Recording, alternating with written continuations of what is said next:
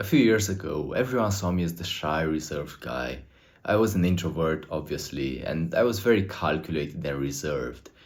That was not a very socially fulfilling life, as you can imagine, or in other words, I absolutely hated it. Because deep down, I wanted to be different. Deep down, I wanted to be more outgoing, more social. I was the funniest guy in my head, like jokes were popping all the time, but I didn't show them to anyone because that was the safest path. On the surface, I was just a robot. Now, as time went on, I realized that there was nothing more than an outdated defensive mechanism meant to hide a precious truth of mine. And if you can relate to this, if you also feel a lot of pressure and tension when talking to people, it means you're also hiding that something. Do you know what that is? It's charisma and confidence. You might be like, well, what do you mean, Alex? Those are the best social traits. Well, exactly. That's how crazy we are. We literally seek them out there. We implement all of these social skills and tips and tricks. We spend so much time chasing them, when in fact they are actually in here. They were here all along. We hide them with the price of our sanity.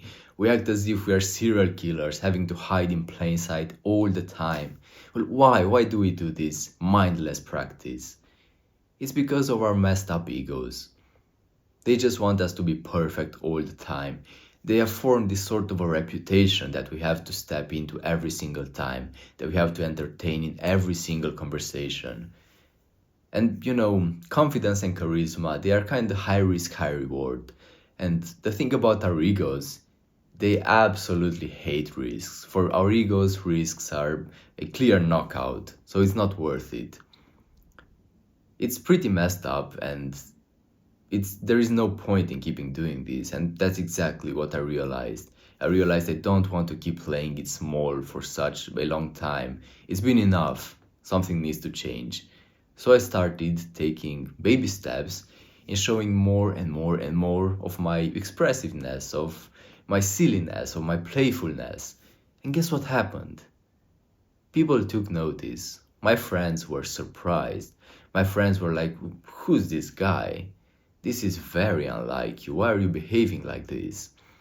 And, upon hearing this, my ego didn't like it. A part of me was just like, I don't like this. I'm being judged. There are too many eyeballs on me. People are saying stuff about me too much. I want to go back to my previous state because it's safer. But then another part of me was just like, finally, I'm free. And that was such a liberating experience, so much relief.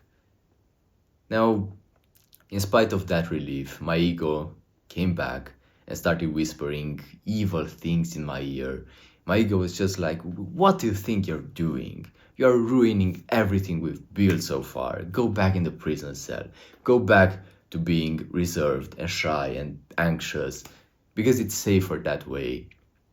And unfortunately, I obeyed my ego for a very long time because it was a tough pursuit. It's tough, living your life, hearing this evil voice all the time. I'm sure you know how it feels already.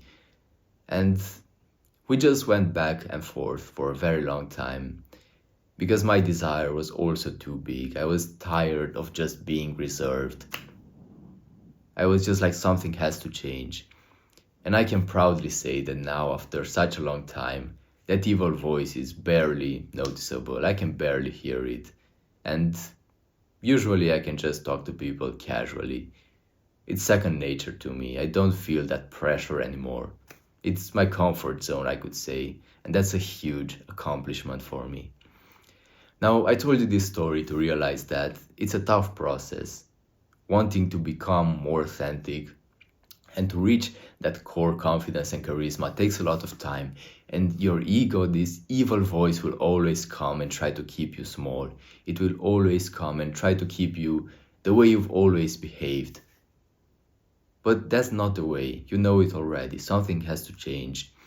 And I want to tell you another story. This is not about me. It's a very sad story about two personalities from our history. One is Vincent van Gogh and the other one is Franz Kafka.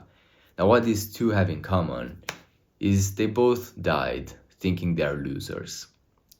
And that's so sad to me, at least. What's gonna happen if you don't take action is exactly the same. You're going to pass away without having shown your real self to anyone. And I'm not very familiar with the story of Van Gogh, but for Kafka at least, I know he was insecure, he didn't have faith in his own work, and he decided to never show it to anyone.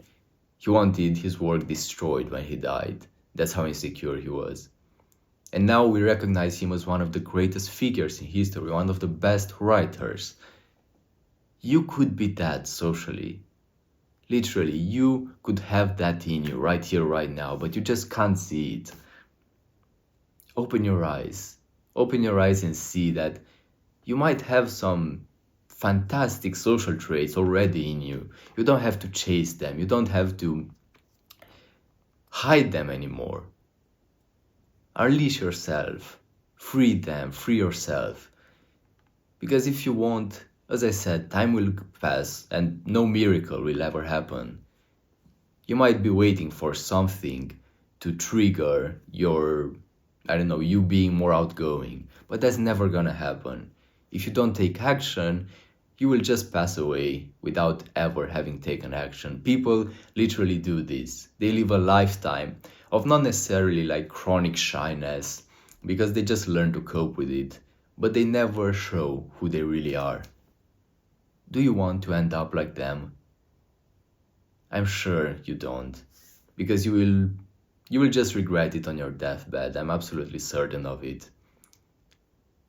It sounds like one of those things that we are gonna regret on our deathbeds unless we do it. And it reminds me of a quote I heard recently. It was something like, wisdom causes suffering, but lack of wisdom causes more suffering. And here we could say the same about authenticity. Authenticity causes suffering, it's painful, but lack of authenticity causes even more suffering. But we are just not aware of it in the moment. But later on, after years and years and years went by, we will suffer.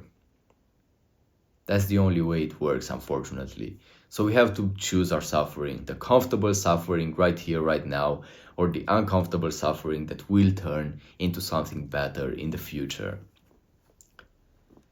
Now, what you also have to understand before going on this process, on this journey, is that you have a goal. Every single thing you do has a goal. This is the principle of teleology. Like your habit of being shy, of maybe messing things up socially, mumbling, being awkward, cringe, whatever. All these things are happening because you have a goal. For example, the goal of shyness might be to avoid the potential judgment of being more outgoing.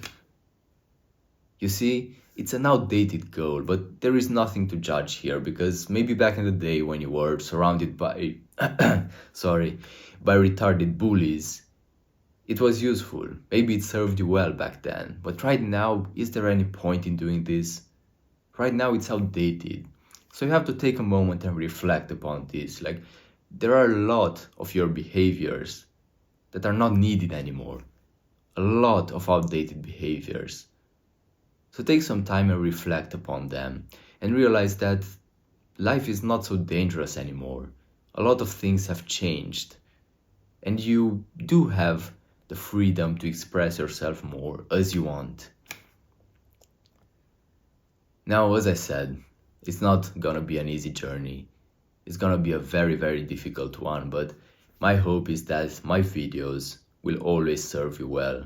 They will serve as a helping hand in your journey, in your process, because truthfully you need them.